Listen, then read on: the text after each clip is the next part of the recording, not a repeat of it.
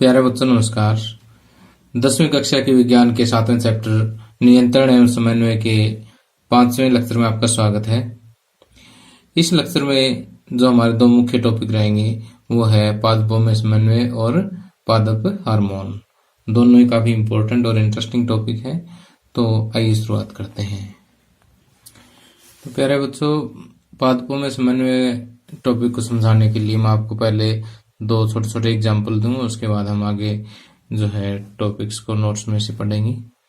कि जैसे यहाँ पर ये जो मैं आपको चित्र दिखा रहा हूँ, ये एक पौधा है जिसका नाम सुई मुई के नाम से हम जानते हैं। तो सुई मुई या टच मी नॉट ऐसा हम कह देते हैं इस पौधे को। तो इस पौधे में एक खास बात है कि जैसे आप यहाँ से इसको टच करोगे ना, जैसे मान लीजिए इसका पत्ता है, ओके, और ये यहाँ पर ये छोटी छोटी पत्तियां हैं इसकी। तो जैसे आप इसको यहाँ पर उंगली से मान लीजिए आपने टच कर दिया, इसको टच करते ही ये पत्ती क्या है, फोल्ड हो जाती है, ऐसे मुरझा से जाती है।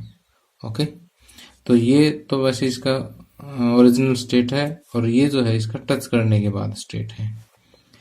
तो देखिए कि आपने टच किए यहाँ से, लेकिन जो इसकी कोशिकाएं हैं वो सिकुड़नी कहाँ से शुरू हुई, यहाँ से, तभी ऐसे सिकुड़ेगी। ओके, अब सोचने वाली बात ये है कि पौधे में न तो तंत्रिका तंत्र होता है, न ही कोई पेशियां होती। तो जो उद्दीपन यानी हमारा हाथ जो है फिलहाल उद्दीपन है, उद्दीपन के प्रति ये अनुक्रिया हुई कैसे, भी यहाँ से जो मैसेज है यहाँ तक पहुंचा कैसे। ठीक है, एक तो ये सोचने वाली बात है कि जैसे उद्दीपन यानी हमारा हाथ यहाँ आया, इसने तुरंत अनुक्रिया कर दी। ठीक, एक तो इस टाइप की गति करते हैं। और दूसरा अगर मैं बात करूं कि अगर हम पौधे को इस तरह से टेढ़ा रख दें और थोड़े दिन बाद में देखेंगे कि ये ऐसे होता ऊपर की तरफ बढ़ जाता है, यानी पृथ्वी गुरुत्वाकर्षण से बिल्कुल उल्टा, और इसकी जड़ें नीचे की तरफ आएगी। ठीक है, तो इस केस में उद्दीपन क्या है, पृथ्वी का गुरुत्वाकर्षण जो है ये एक उद्दीपन है। ठीक है, तो उसी उद्दीपन के प्रति जो है यहाँ पर कुछ विशेष गति पौधे में हुई। ठीक है, तो मैंने यहाँ पर दो टाइप के आपको एग्जाम्पल दिए। एक में तो जैसे उद्दीपन गुरुत्वाकर्षण था, तो यहाँ वृद्धि से संबंधित जो है पौधे ने जो है गति दिखाई। दूसरा जो है यहाँ पर जैसे उद्दीपन हुआ, जैसे उद्दीपन आया, इसने तत्काल अनुक्रिया कर दी कि जैसे आपने हाथ टच किया तत्काल ये पत्ती मुरझा गई। ठीक, तो यहाँ पर हम कह सकते हैं कि पौधे के अंदर दो तरह की गतियां होती है। एक तो जैसे यहाँ पर जो गति है, इस केस में सुई मुई वाले केस में, यहाँ तो वृद्धि का कोई रोल नहीं है। ठीक है, कि पौधे की वृद्धि से इसका कोई संबंध नहीं है। यहाँ तो उद्दीपन के लिए क्या है, तत्काल अनुक्रिया है। ठीक, तो इस टाइप की जो गति होती है पौधे के अंदर, उसको हम कहते हैं अनुकुंचन गति, या इसको वृद्धि से मुक्त गति भी हम कह देते हैं। ठीक, दूसरा जो एग्जाम्पल मैंने आपको दिया था कि पादप में उद्दीपन के कारण होने वाली जो दिशिक गति है, ठीक है, एक विशेष दिशा में जो गति है, उसको हम अनुवर्तन गति कहते हैं। क्या कहते हैं, अनुवर्तन गति, या वृद्धि पर आधारित गति भी हम कह देते हैं। ओके, तो यहां से देखिए मेन टॉपिक में कि पादपों में जो समन्वय है वो दो तरह की गतियों के कारण होता है। एक तो वृद्धि से मुक्त गति या अनुकुंचन गति, दूसरा वृद्धि पर आश्रित या अनुवर्तन गति। ओके, तो अब जो सबसे पहले मैंने क्वेश्चन आपको दिया था, भी आपके सामने रखा था यहाँ पर, कि पौधे में जब तंत्रिका तंत्र ही नहीं होता, पेशियां भी नहीं होती, तो उद्दीपन के प्रति अनुक्रिया कैसे होती है।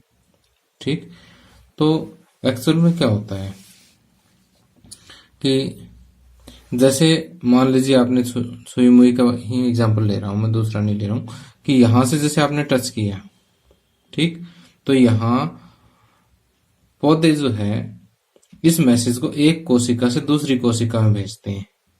ठीक, किसका प्रयोग करके, विद्युत रासायनिक साधन का प्रयोग करके जो एक कोशिका से मैसेज जो दूसरे कोशिका में पहुंच जाता है। ठीक, तो ऐसा करते समय जो कोशिकाओं के अंदर पानी होता है ना, उस पानी की मात्रा जो है वो चेंज हो जाती है। ठीक, और पानी की मात्रा जब बदलती है तो उसमें गति होती है, जिसके कारण कहीं से कोशिका क्या है, फूल जाएगी या फिर सिकुड़ जाएगी। ठीक, और कोशिका के इसी फूलने या सिकुड़ने के कारण जो है इस टाइप की जो गति होती है। उदाहरण में अब छुई मुई वाला उदाहरण दे देना।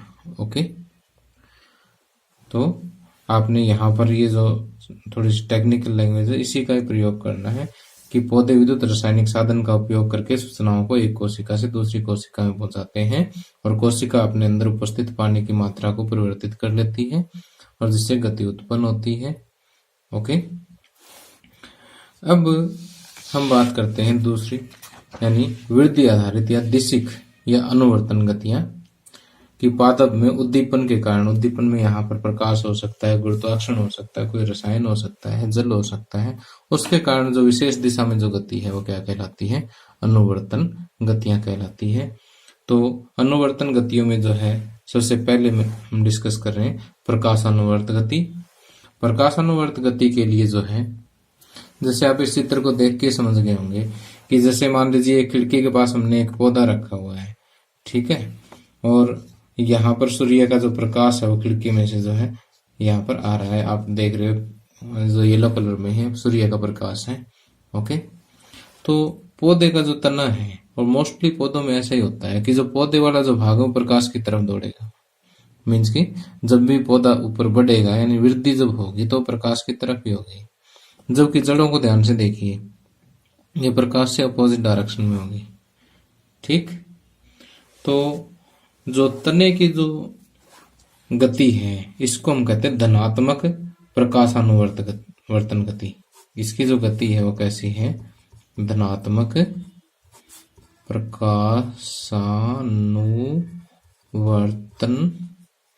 गति। ओके, धनात्मक प्रकाशानुवर्तन गति। और जो जड़ की गति है वो क्या होगी, ऋणात्मक प्रकाशानुवर्तन गति। ठीक, अब आगे हम बात करते हैं गुरुत्वानुवर्तन गति की, कि यदि उद्दीपन गुरुत्वाकर्षण बल है या पृथ्वी का गुरुत्व है तो इस टाइप की जो उसके कारण जो पौधे के अंदर वृद्धि होती है, या हम ये कह सकते हैं कि जो गति होती है उसको हम कहेंगे गुरुत्वानुवर्तन गति। और जैसे मान लीजिए एक गमले में पौधा है, इसको अगर आप कुछ दिनों तक टेढ़ा रख देंगे तो आप ये देखेंगे कि पौधा जो है वो जैसे गुरुत्वाकर्षण बल हमेशा नीचे की तरफ होता है, एक्सीलरेशन ड्यू टू ग्रेविटी नीचे की तरफ है तो बल भी नीचे की तरफ ही होगा, सिंपल सी बात है। तो पौधा जो है इसकी वृद्धि देखी, इसकी गति देखी, गुरुत्व से बिल्कुल अपोजिट है। तो इस तरह, और अगर जड़ों को देखें तो गुरुत्व की तरफ ही इसकी गति है। ओके, तो जो क्योंकि गुरुत्व से जो अपोजिट है इसलिए उसको हम कहते हैं ऋणात्मक गुरुत्वानुवर्तन गति, और जो गुरुत्व की तरफ होगी उसको हम कहेंगे धनात्मक गुरुत्वानुवर्तन गति। ओके, तो नोट्स के एक वर्जन में जो है यहाँ पर थोड़ा मिसप्रिंट हो गया था, बच्चे अपना ठीक कर लेंगे। अब देखिए प्रकाश और गुरुत्व की तरह से जो पौधे जो है वो पर्टिकुलर एक रसायन जो है उनके प्रति भी अपना जो है गति दिखा सकते हैं। ठीक है, तो इस टाइप का जो अनुवर्तन है या इस टाइप की जो गति है उसको हम क्या कहेंगे, रसायनोवर्तन कहलाता है, कि पौधों में रासायनिक पदार्थ के प्रति होने वाली गतियां जो है रसायनोवर्तन कहलाती हैं। उदाहरण के लिए जैसे पराग नली की अंडाशय की तरफ गति होती है। ठीक है, और इसी तरह से अगली टाइप है कि जैसे पानी जड़ों की तरफ गति करता है तो जलानुवर्तन कहलाता है। ओके,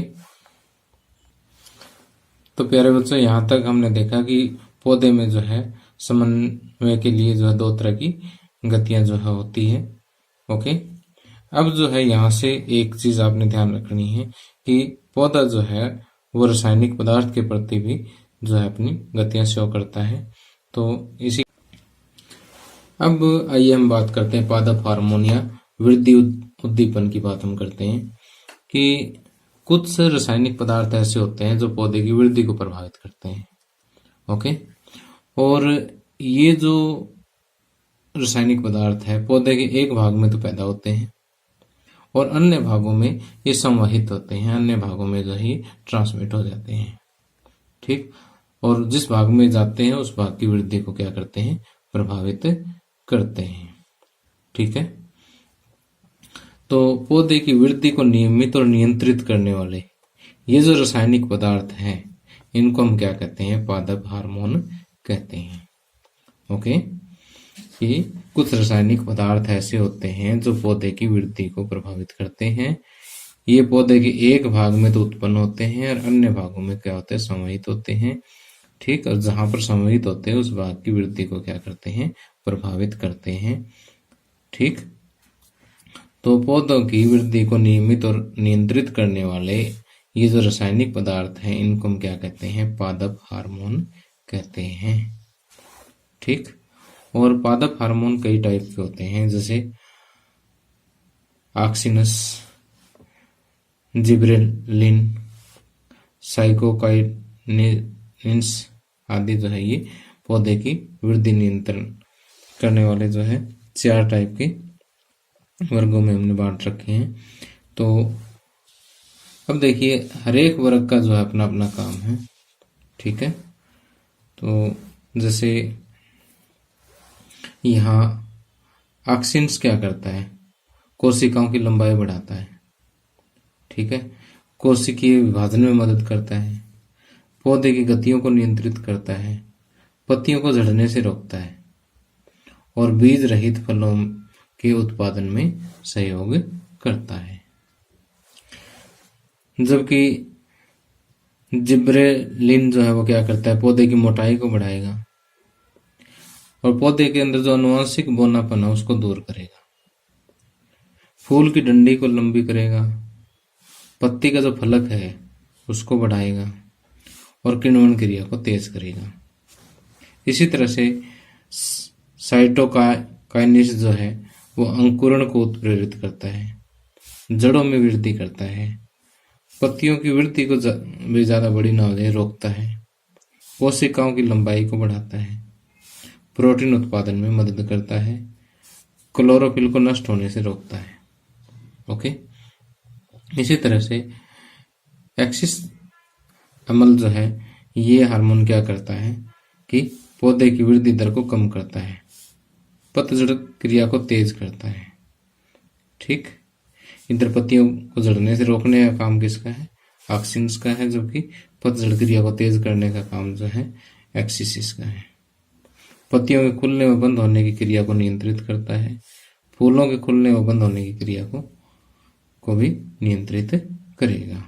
ओके, तो प्यारे बच्चे इनके काम जो अलग अलग हार्मोन्स हैं इनके काम को आपने, क्योंकि कई बार मिक्स अप हो जाते हैं, इनको थोड़ा सा 5 मिनट बाई कंपैरिजन इनको याद करना आपने। ओके, तो इसी के साथ ही लेक्चर समाप्त होता है। और अगर आपको ये लेक्चर पसंद आया हो तो इसको लाइक कर दें और अभी तक आपने मेरा चैनल सब्सक्राइब नहीं किया है तो उसको कर लें। ओके, और अगले टॉपिक में हम पढ़ेंगे जंतुओं में हार्मोन्स और हम विभिन्न ग्रंथियों के बारे में पढ़ेंगे और किस किस ग्रंथियों से हार्मोन रिलीज होते हैं और इनके क्या क्या कार्य हैं उनके बारे में हम डिटेल से पढ़ेंगे। बहुत ही इंपॉर्टेंट क्वेश्चन जो लेक्चर है हमारा।